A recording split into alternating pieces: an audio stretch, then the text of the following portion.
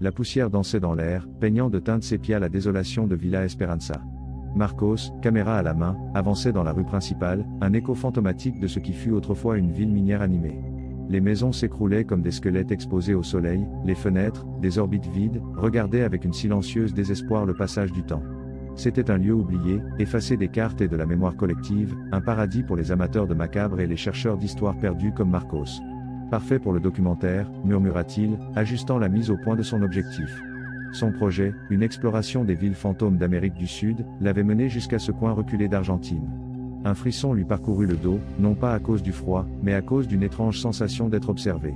Il ignora la prémonition et continua d'enregistrer, capturant la beauté décadente de l'église, la forge rouillée et la salle de bal, où les notes d'une valse semblaient encore flotter dans l'air. Alors qu'il marchait, il remarqua quelque chose d'étrange. Une femme, vêtue d'un tablier fleuri, balayait l'entrée d'une maison avec une diligence inhabituelle. Un homme, avec un chapeau à large bord, affûtait un couteau sur le porche. Une petite fille jouait avec une poupée de chiffon dans le jardin, riant avec une joie qui résonnait creuse dans le silence sépulcral du village. Marcos sourit. Incroyable. Des acteurs locaux. Cela donnera une touche authentique au documentaire. Il s'approcha de la femme qui balayait. Excusez-moi, madame, participez-vous à une représentation théâtrale ? La femme leva les yeux, ses yeux, enfoncés et éteints, le regardèrent sans le reconnaître. Elle continua à balayer, comme s'il n'était pas là. Marcos fronça les sourcils, étonné. Il tenta de parler à l'homme au chapeau, mais celui-ci ne répondit pas non plus, concentré sur sa tâche avec une intensité presque obsessive. La fille, en le voyant, cessa de rire et le regarda avec une expression insondable. C'est bizarre, pensa Marcos. Peut-être n'aime-t-il pas être dérangé. Il continua d'explorer, de plus en plus intrigué et en même temps perturbé. Dans chaque maison, à chaque coin de rue, il trouvait des gens réalisant leurs activités quotidiennes, inconscients de sa présence, ignorant le passage du temps. Un vieil homme lisait le journal sur le banc de la place, un couple dansait une valse invisible dans la salle de bal, un groupe d'hommes jouait aux cartes dans le bar. Tous piégés dans une boucle temporelle, répétant leurs actions encore et encore.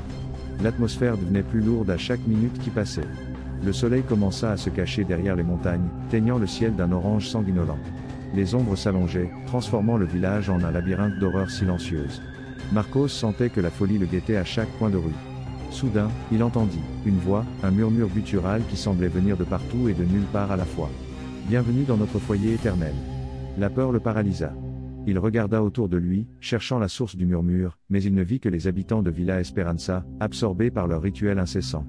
La voix répéta la phrase, cette fois plus forte, plus près. « Bienvenue dans notre foyer éternel ». Marcos sentit la terre trembler sous ses pieds. Les maisons bougeaient, les rues se tordaient, le village entier semblait prendre vie, l'enveloppant dans une étreinte mortelle. Les spectres cessèrent de bouger et le regardèrent, leurs yeux vides remplis d'une tristesse infinie. « Rejoins-nous » murmura la femme au tablier fleuri, s'approchant de lui avec un sourire macabre. « Repose en paix, pour toujours. » Marcos tenta de courir, mais ses jambes ne répondaient pas. Il était piégé, paralysé par la terreur. Les spectres s'approchaient, tendant leurs mains froides et osseuses vers lui. Il sentit le toucher glacial de leurs doigts sur sa peau, la promesse d'une éternité de souffrance et de désespoir. Dans un dernier effort, il cria, un cri déchirant qui résonna dans le silence de Villa Esperanza. Il ferma les yeux, s'attendant au pire. Quand il les ouvrit, il était allongé à l'entrée du village, baigné de sueur froide. Le soleil brillait haut dans le ciel, dissipant les ombres de la nuit. Villa Esperanza avait l'air aussi désolé et abandonné qu'avant. Ce n'était qu'un cauchemar, se dit-il, essayant de calmer sa respiration. Seulement un cauchemar. Mais quelque chose avait changé. Il ne se sentait plus seul. Une sensation étrange l'envahissait, un mélange de paix et de mélancolie. Il leva la caméra et regarda à travers l'objectif. Il vit le village, les maisons en ruine, les rues poussiéreuses. Et il vit les habitants de Villa Esperanza, travaillant, jouant, aimant, vivant leur vie dans une boucle éternelle. Cette fois, ils le regardèrent. Ils sourirent. Marcos sourit en retour. « Bienvenue dans notre foyer éternel », murmura la voix dans son esprit.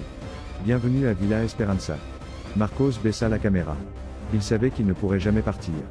Il était piégé, comme eux, condamné à répéter le même jour encore et encore, pour toujours. Il était le nouvel habitant de Villa Esperanza, le nouveau spectre dans le village fantôme. Il avait trouvé son foyer éternel. Il leva sa caméra, prêt à enregistrer sa nouvelle vie. Mais avant de commencer, il réalisa quelque chose d'autre. Derrière la caméra, le regardant fixement à travers l'objectif, il y avait lui-même. La version de lui qui était arrivé à Villa Esperanza. Avec un sourire macabre.